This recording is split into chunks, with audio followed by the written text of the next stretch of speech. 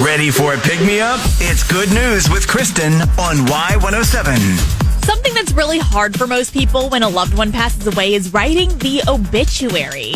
It sounds so form and stuffy and never really represents the person in quite the right way. So when Sybil Hicks passed away, her kids decided they couldn't do the same boilerplate obit. Sybil had lived with Alzheimer's for years, and they felt like their mom hadn't been her same witty and outspoken self. So they wrote the piece almost as one last conversation with her, and it was written in first person, and it starts off, "It hurts me to admit it, but I have passed away."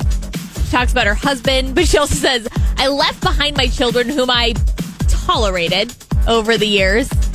But I think my favorite line of the whole thing is where Sybil says, "I finally have the smoking hot body I've always wanted, having been cremated." So, I mean, it's rare that a good news story begins with somebody's death, but you have to admit, if you read this in the Columbia Daily Tribune, you would have laughed pretty hard.